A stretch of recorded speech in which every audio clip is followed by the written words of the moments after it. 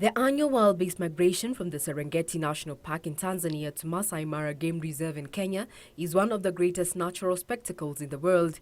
In November 2006, the United Nations Organization for Education, Science and Culture, UNESCO, declared the wildebeest migration as the eighth wonder of the world. This spectacular event has been drawing tourists to the country, and the declaration by UNESCO in 2006 helped drive in more visitors. Tourism industry players are confident that the wildebeest migration will act as a catalyst to sway tourists to visit the country. In the last 2 years, the tourism industry has been hard hit by travel advisories issued by key source markets following a spate of terror attacks.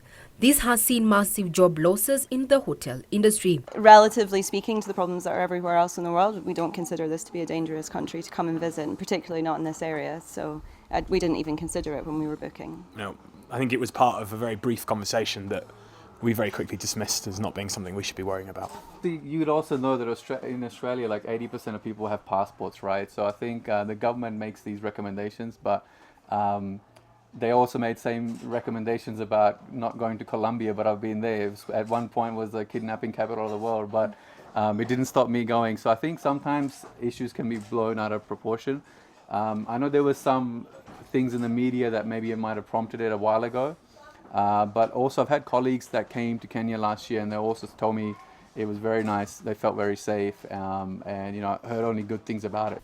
Tourists are encouraging holiday makers to ignore travel advisories and visit Kenya, noting that the country is safe.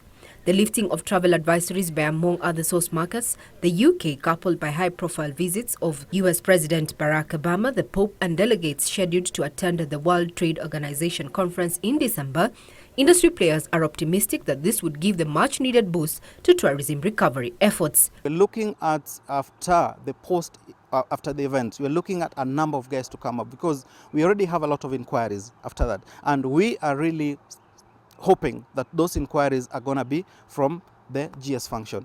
Right now, we're looking at about 60-70% of the guests to come down after the conference. Regina Manyara Guitar reporting for Business Insight.